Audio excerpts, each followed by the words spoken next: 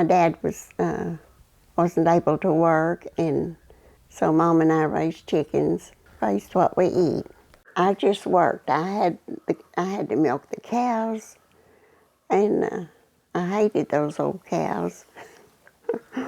Go after them in the wet, dew, and weeds, and then I helped with the chickens. Then you didn't have running water. You had to draw your water. And then we got a pump, so I really felt uptown then. But we still had to call. We had, I guess it was 3-gallon water fountains that we carried. And then we had got our feed in 100-pound sacks.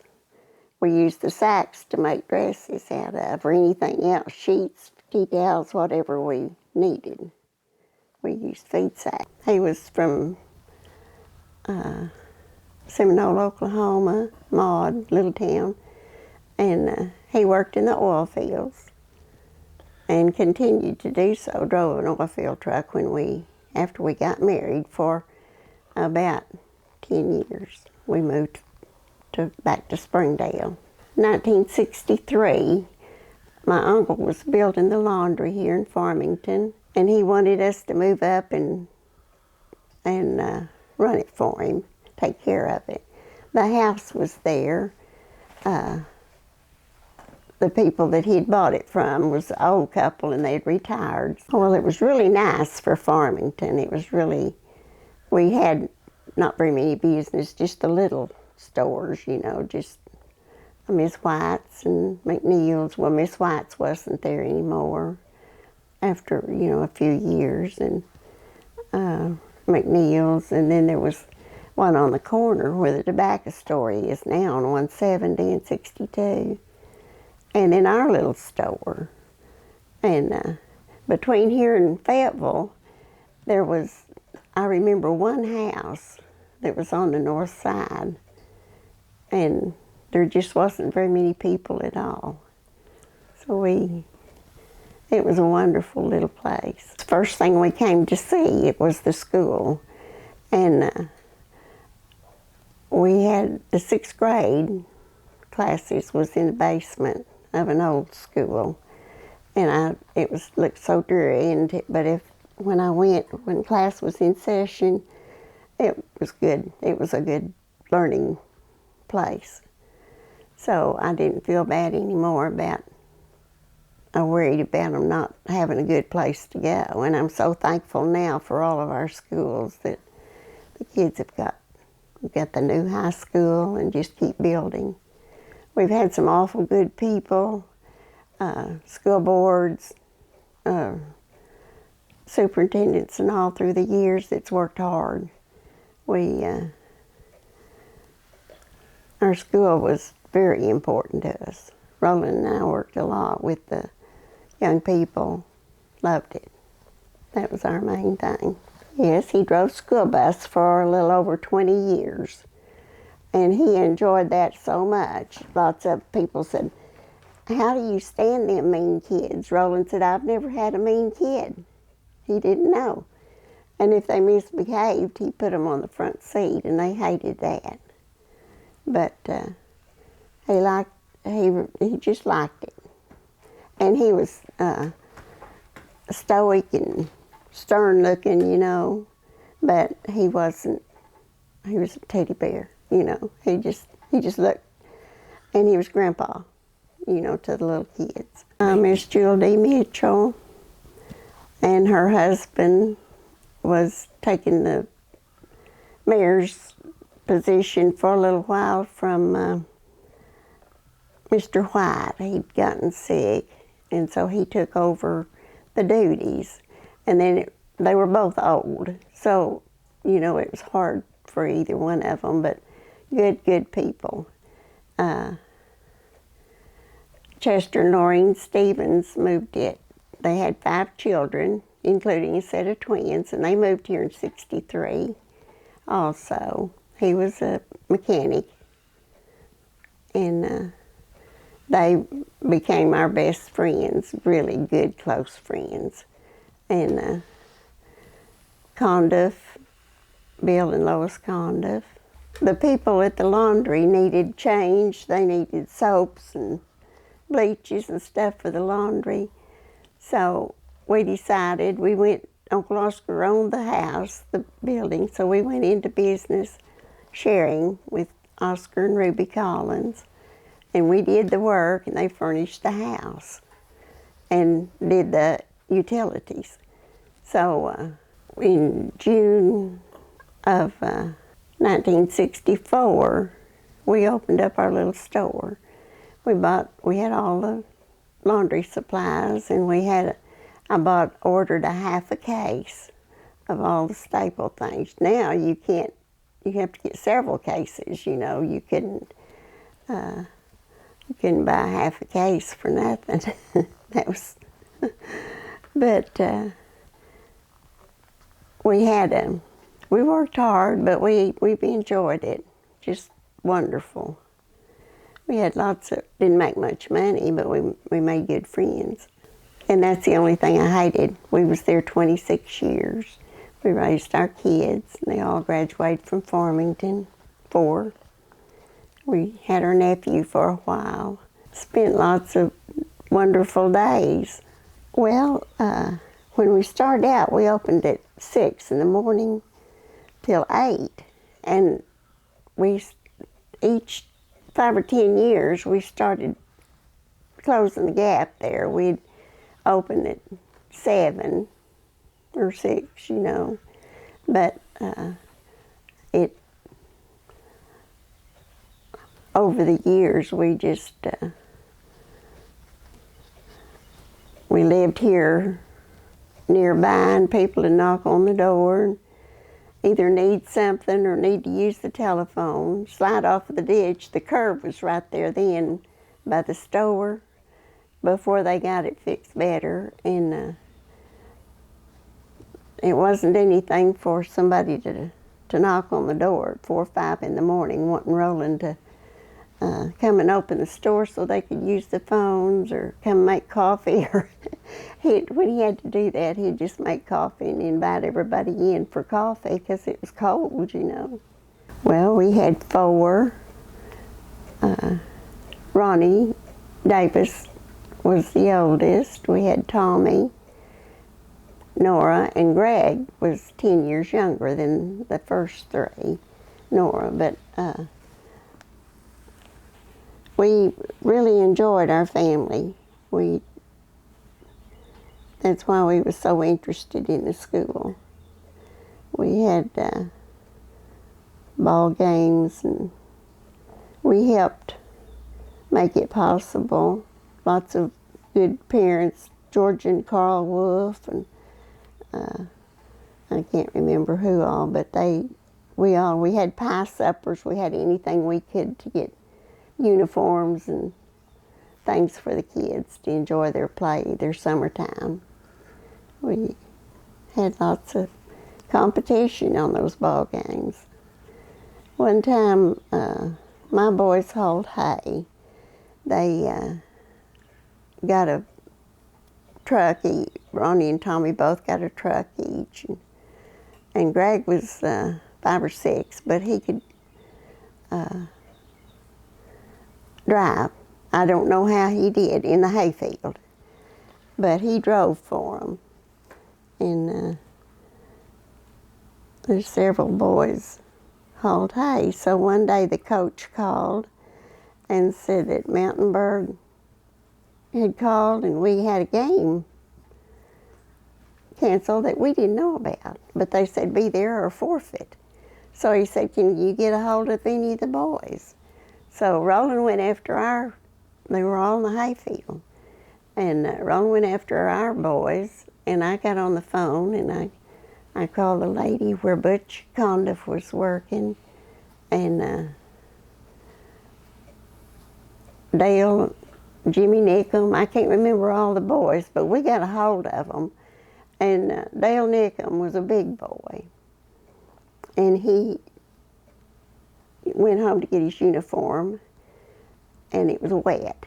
It was still in the washing machine. So all the way down there, we took 3 cars. Ronnie was able to drive then, and my car and Ron's pickup, because bus wasn't supposed to go, you know, without a okay. And so we went, all traveled down there with Dale hanging his uniform out the window. We've got lots of fun stories. We was proud of our school. We worked hard. Mr. Ledbetter was one of the superintendents that worked so hard, and he cared about the kids. He just, George Ledbetter and his wife, they attended every ball game that I think we ever had. And he bought all the kids popcorn. And I bet there's no telling how many pair of shoes he's bought during that time. Of course, Roland driving the school bus, you know, he was a part of it. He knew all the kids, and it was good. It was good there, but the learning part was really good. I mean, they had really good teachers, and once in a while, you know, every school has one that doesn't really know how to do things, but on the whole, you couldn't beat Farmington. One time, a few people wanted to send it to Fayetteville. That's the only time that Roland and I took sides on any political thing. We helped pay a lawyer and put an ad in the paper, you know. But our school was worth saving. If you take the school out, you don't have a community. But anyway, that's the only time that we ever took sides on the political. A lot of the little ladies would come and ask Roland who to vote for, you know. We had several little old widows, you know, around. Well, my part was just helping bake pies and stuff for pie suppers, and we put them on, you know. It was all a lot of work, or anything else we could do to make money for them.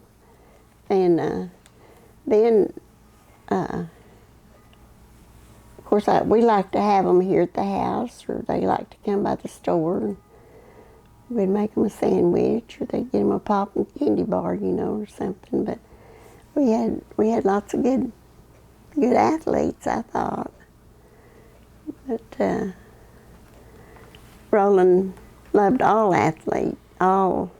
athletics. He likes, well, right now I still turn on the ball games because I'm so used to it, you know. I don't know that much about it, but I had 4 boys that did, so 3 boys and Roland. Ronnie played football. I thought that was his favorite, but evidently not, because he's coaching basketball. He coached football to begin, though, with Coach Alan Holland. Well, I know Coach Holland was really, I mean, he made them do their best. He just pushed them, and Ronnie worked with him for, I don't know how long, but I think that was in 1970. I'm not sure what year it was, in the 70s.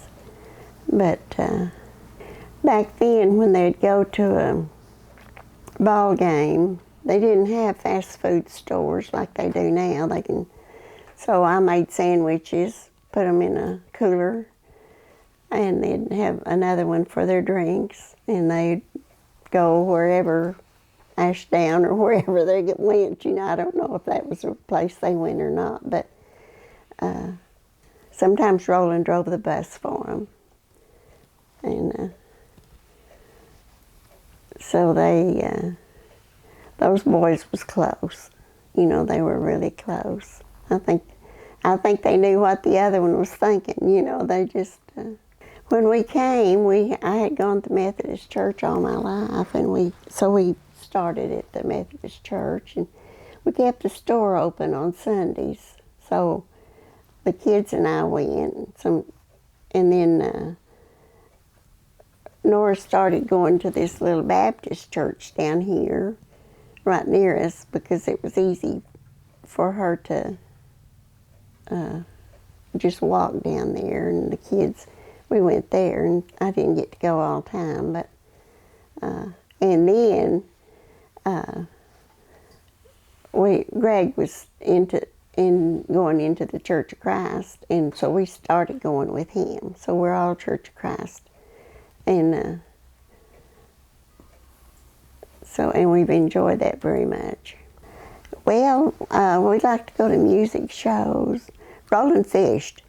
He fished every chance he got, and they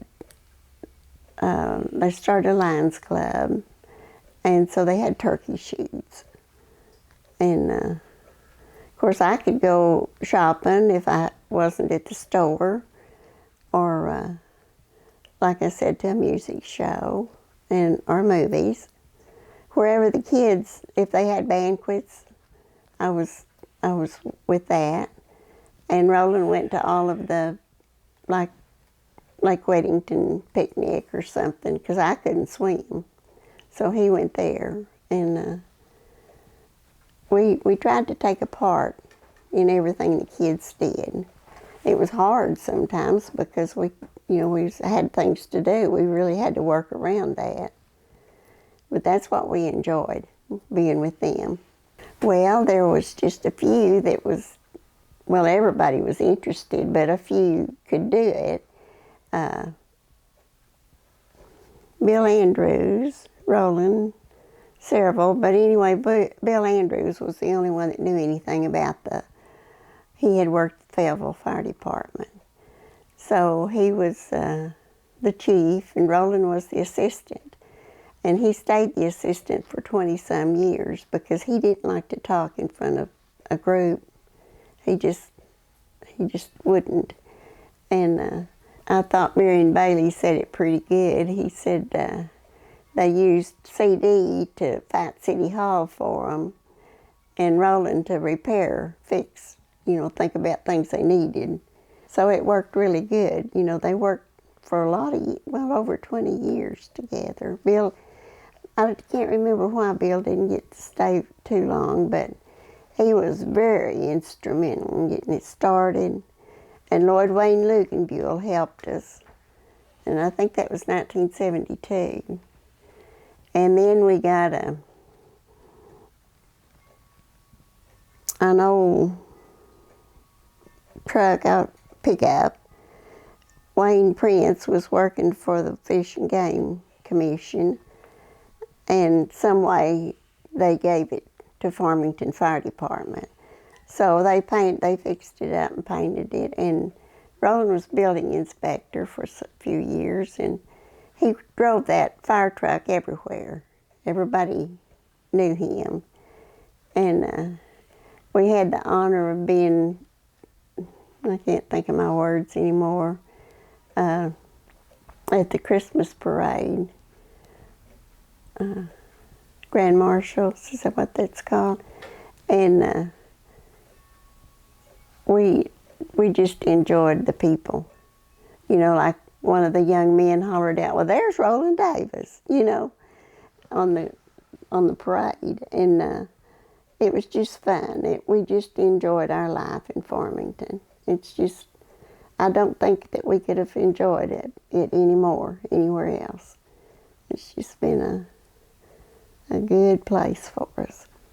We got the keys to the city one time. We started the Lions Club, did a lot of good for the sports, and they bought quite a few glasses and one set of hearing aids. We started, they came down here one night, and I know Juanita and Don Anderson, G.C. and Juanita Watson, I can't remember how many came, but we started making little fruit baskets for our widows and widowers, the older people, and we made 65, and we had them on the couch, and we had them everywhere. And the next year, the Lions Club had folded. So Joanne Thomas, she was a Hickman. She just grew up here, and she said, I'll help you, Edna. So we fixed an experimental lab over here that was on Double Springs Road, furnished just cooked chicken. And so we fixed for the elderly there on Double Springs Road, the apartments. And we had them a nice dinner. And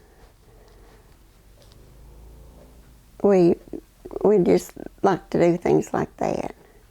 And then after that, it got big. We got lots of people, and older and needy. And so Margie said, well, I bet Margie Hickman Smith said, I bet the police department would like to help you with that. So she wrote letters to the business people, and they sent money, and we made big fruit baskets and grocery bags. And the last year that we got to do that, we had 380-something bags. Then we had extended. We had one in Lincoln, the area. It wasn't just Farmington. It was the Farmington area. But then we all got old. We couldn't do that. But Wanda Spears always helped. She was she and I are about the same age. And she called us the 80s ladies. Oh, it's a big deal. When the first one, I can't remember what year, but it was soon after that they'd started. And our little ladies, our little widows, all got dressed up, and some of them, none of them drove. So we had to take them to the breakfast. But they were so dressed up, and they just visited and had the best time. They'd been here forever. It was so funny that was their social of the year. And we did good for the fire department. Everybody has always supported our fire department. That's the good thing about Farmington. The people really help the people. When our school burned one time, Ernie was in the basement and he got too much smoke. That was our scariest time. And then one night, a car was coming around the corner and took the curve too fast and landed upside down against Bob Cunningham's station and garage. And there was a man died in it, in the fire. And that really did hurt our fire boys. But they just, they did lots of good. They'd go help people if they needed it. And the women now, we've got Laverne Cooper wanted to start a little club. Well, they have the Red Hat Club. And we are the ladies that retired. Their husbands retired from the fire department. It's just the older ones. The younger ones don't have time. They're just too busy. But we call ourselves the Red Hat ladies of the fire department's on the names on it too, Farmington Fire Department. But it was a volunteer, and you just can't imagine what all a volunteer does. And I know we got more good out of it than the people that we helped. But it was, they'd call 2 or 3 o'clock in the morning, and it might be icy. That's when they need you. It's when it's icy and bad. But they've had lots of calls, and they've done more good for our town than anybody can imagine. Not only helping people, but our insurance, it the better the fire department got, the less our insurance got. So that really helped. And some of them didn't even know, that it was that the boys was doing that for us. But I would just do anything for those firemen. You just can't imagine how much I appreciate them and hold them in awe. I don't know all of them now, but I still really respect those kids. And it was really something for Farmington. And now look at our nice one up there on the highway. It's just, our little community has grown.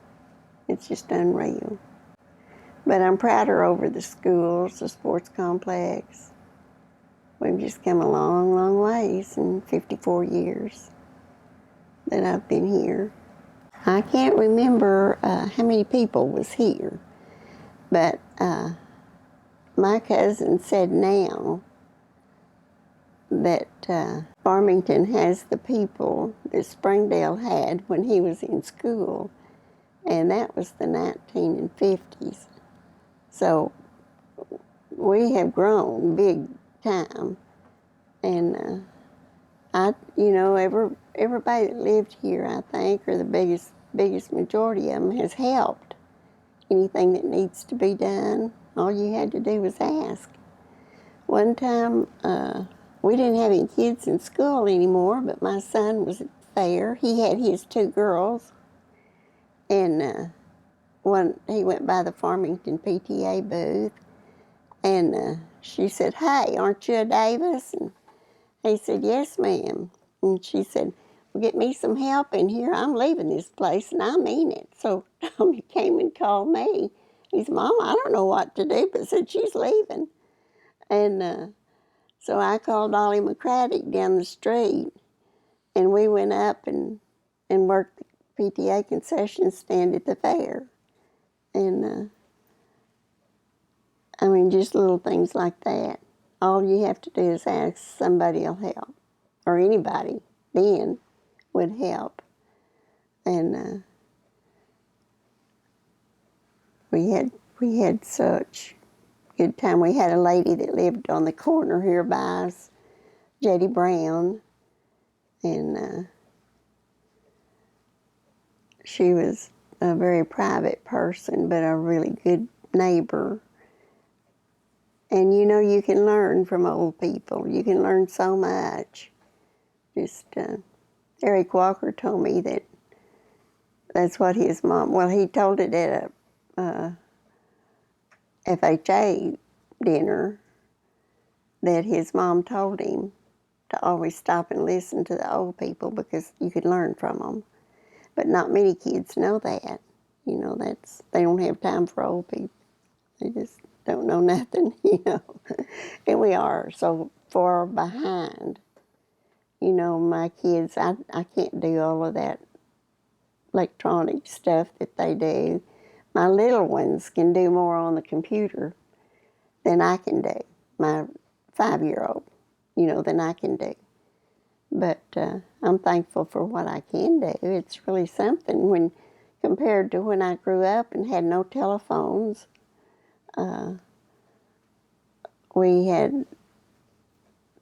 I was thinking the other day, I was sitting here and I thought, I've got the telephones, the computer, the TV, anything. I've got books. Our library is the biggest thing, I think, for me personally, that's happened to our town. We've tried several times to get one. In the 80s, we'd all tried, and it just wasn't possible. But everything just worked out. We used the old city hall for a while when they moved into their new one. We have a library now because of Betty Hummel. She has worked and put lots of money in it, other than the work. And lots of people wanted to name it. I think Ernie Penn did too, wanted to name our library the Betty Hummel Library. It should have been, but she didn't want that. She's very private, wonderful, and our library is due to her. I tried to help, but I was having lots of heart problems at the time. But I got to be on the board for about 10 years, and I enjoyed that a lot. But they've got everything up at the library that, they have computers, printers. It's just unreal that we've got all that stuff, and I'm so thankful for it. Our little town's come a long ways. We've had some good mayors. Ernie's a good mayor, I think. He's been here a long time. He still remembers the bologna sandwiches at the store anyway, when they were growing up. But that's, it's the people that makes the town. I just don't think we could have a better place. Our school, if you have children, the schools can't be beat, I don't think. And the sports, they have everything the kids need. We have our churches, we have every denomination that I know, unless it's something new, foreign, that I don't know about. We have all the church, we have lots of good churches in Farmington. And our fire department, our library, I don't know of anything that we would need. I'm sold on Farmington. 54 years we've lived here, and I think that's long enough to really know the town. But we started out, when we came to Farmington soon after, we had one policeman, that was Bill Langford, and I think he used his own car with a red light that he put on top. And Roland rode with him on nights that they thought might be busy, he got to be a policeman for a little while. But and then we got bigger and better on our police department too. But I don't know a lot about that. When Mort was there, and Dennis Reed, and I can't think of the other one that I thought a lot of. But he's passed away. We've had Holcomb was his name. And but Mort's still with us, and Mort's done an awful lot of good for our town, Mort Marshall. And he was there for a long time until he got disabled, and he's just, I know every time I needed something, we had a bean supper one night for our fire department, and the police department always helped.